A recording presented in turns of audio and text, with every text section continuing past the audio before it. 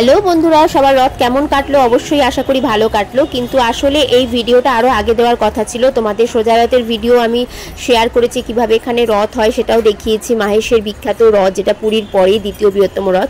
কিন্তু আমরা প্রত্যেক বছর মাসির বাড়িতে রথের মাঝখানে, মানে সোজা রথ আর উল্টো রথের মাঝখানে আসি। তো সেই এসছিলাম উল্টো রথের আগের দিন রাত্রিবেলা মাসির বাড়িতে। আর সেই সুন্দর মাসির বাড়ির অদ্ভুত দৃশ্য তোমাদের সাথে শেয়ার করছি। দেখো কত কত সব ক্লাব থেকে বিভিন্ন রকম সাজে সজ্জিত হয়ে নাচ গান করতে করতে র্যালি বেরিয়েছে, এবং সেই র্যালিটা কিন্তু মাসির বাড়িতে এসে শেষ হবে। এবং আজকে কিন্তু জগন্নাথ দেবের মাহেশের মন্দির থেকে জগন্নাথ দেবকে আহ্বান করার জন্য, বাড়িতে নিয়ে যাওয়ার জন্য কিন্তু আজকে গৌরাঙ্গকে আনা হয়েছে। এই দেখো আমরা ঢুকছি মাসির বাড়ির রাস্তার পথে, কত দোকান, প্রচুর মানুষ এখানে ভক্তেরা আসেন এবং পুজো দেন। জগন্নাথ দেবকে সামনে থেকে দর্শন করা যায়। আজকে বুঝতে পারছি না, প্রচণ্ড ভিড় হয়েছে, জানি না কতটা সামনে থেকে আজকে দর্শন করাতে পারবো। তো চলো চেষ্টা করছি, দেখা যাক কতটা হয়। তো এগিয়ে চলেছে আমি, আমার বর আর আমার ছেলে কিন্তু এসেছিলাম। আর এই দেখো এখনই প্রচণ্ড গরম লাগছে, আর প্রচুর র্যালি ভেতরে ঢুকেছে এবং অসাধারণ নাম সংকীর্তন হচ্ছিল। পুরোটা জোরে ভয়েসটা দিতে পারেনি, তার কারণ কপিরাইট আসার সম্ভাবনা আছে, তাই জন্য যতটা সম্ভব আওয়াজটা কমিয়ে তোমাদের শোনাচ্ছি। তবে এই গানটা হচ্ছিল হরি হরয় নম কৃষ্ণ কেশবায় নব, কেশবায় মাধবায় যাদবায় নম।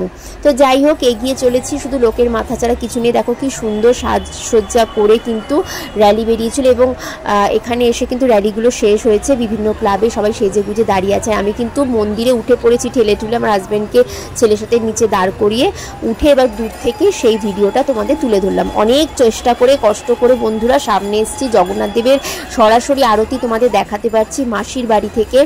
মানে ভাবতেই পারিনি আমি দেখতে পাবো, নিজে দর্শন করতে পারবো আর তোমাদের দেখাতে পারবো। তো যাই হোক, অবশেষে তোমাদের দেখাতেও পারলাম, এটা আমার সৌভাগ্য।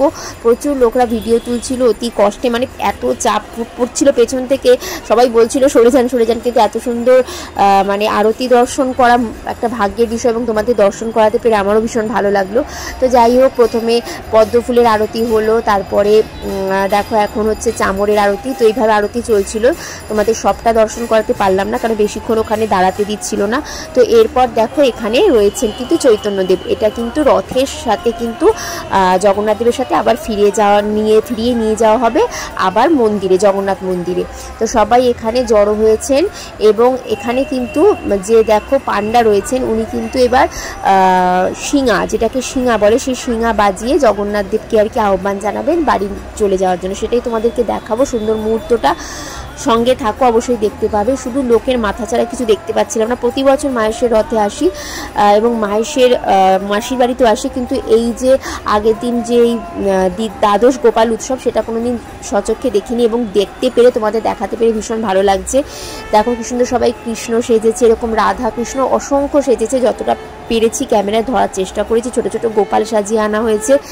তো কি সুন্দর দেখো। এইবার দেখো এখানে শাক বাজানো হচ্ছে, উলুধ্বনি হচ্ছে, আর এই দেখো কি সুন্দর শিঙা বাজানো হচ্ছে, যে আহ্বান করছে যে চলো এবার তোমার আবার বাড়িতে ফেরার সময় হয়ে গেছে, এটাই এখানে বার্তা দেওয়া হচ্ছে। তো তারপরে এরপরে তিনি ছিল উল্টো রথ। তোমাদের কিন্তু সোজা রথের ভিডিওটা দেওয়া আছে, সেটা তোমরা পরে দেখতে পারো। দেখো কত তুলসী পাতার নিয়ে কিন্তু পুজো দেওয়া হয়। এটা পুরীধামেও আমরা দেখেছি, তেমনি এখানেও কিন্তু মাহেশের একগুচ্ছ তুলসী পাতা আগে জগন্নাথ দেবের পুজোয় লাগে। আর এই দেখো আমার ছেলে আর দাঁড়াতে পারছে না, গরমে উঠে পড়েছে বাবার কোলে।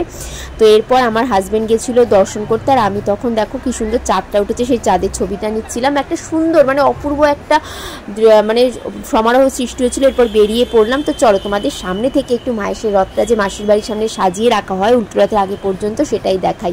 একটু লম্বাও দেখানোর চেষ্টা করছিলাম, কারণ অনেক বড় রথ তো পুরোটা আসছিল না।